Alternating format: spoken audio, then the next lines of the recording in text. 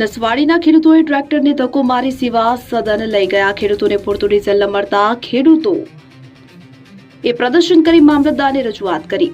વિગતે વાત કરીએ તો નસવાડીના ખેડૂતોને ડીઝલનો જથ્થો પૂરતી માત્રામાં ન મળતા જે ટ્રેક્ટરને ધક્કો મારીને સેવા સદન ખાતે લઈ જઈ પ્રદર્શન કર્યું હતું અને મામલતદારને આવેદનપત્ર આપીને ડીઝલ આપવાની માંગ કરી હતી। હાલમાં વૈશ્વિક પરિસ્થિતિને લઈને ડીઝલ પેટ્રોલનો જથ્થો પૂરતી માત્રામાં મળતો નથી। અત્યાર સુધી ડીઝલ પૂરતું મળતું હતું એટલે ખેડૂતોને ખેતી કામમાં પણ ઉપયોગી બનતું હતું, પરંતુ હાલમાં જે પરિસ્થિતિનું નિર્માણ થયું છે જેને લઈને ખેડૂતોને બેરલમાં ડીઝલ આપવાનું બંધ કરી દીધું છે, જેથી ખેડૂતોને ખેતી માટે ડીઝલ આપવાનું બંધ કરી દેવાતા ખેડૂતોની દશા બગડી છે। જેથી આજરોજ નસવાડી પંથકના ખેડૂતો દ્વારા એક ટ્રેક્ટરને ધક્કો મારીને સેવા સદન ખાતે લઈ જવામાં આવ્યું હતું અને ત્યારબાદ સૂત્રોચ્ચાર કરીને સેવા સદન ગજવી મૂક્યું હતું અને અંતે મામલતદારને ડીઝલના જથ્થો ખેડૂતોને આપવાની માંગ કરતું આવેદનપત્ર આપવામાં આવ્યું હતું। ઉલ્લેખનીય છે કે આ પ્રદર્શનને લઈને લોકોમાં કુતૂહલ સર્જાયું અને બીજી તરફ ખેડૂતોની દુર્દશા પણ જોવા મળી હતી।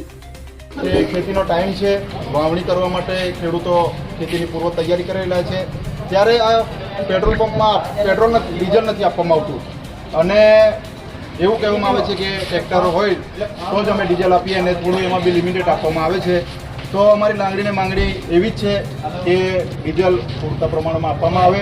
સરકારી અધિકારીની ગાડીઓમાં જેટલું મળે એટલું ભરી આપવામાં આવે છે।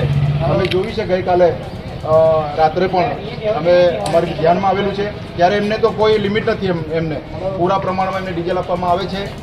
તો આ ખેડૂત સાથે આટલો બધો ભેદભાવ ને અન્યાય કેમ?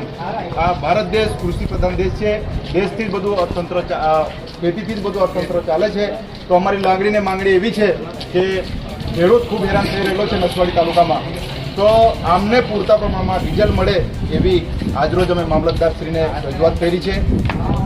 અને રસિકભાઈ બેન, ન્યાય આપો, ન્યાય આપો, ખેડૂતોને ન્યાય આપો, ન્યાય આપો, ખેડૂતોને ન્યાય આપો। જય જવાન, જય કિસાન, જય જવાન, જય કિસાન, અમારી માંગે પૂરી કરો, અમારી માંગે પૂરી કરો।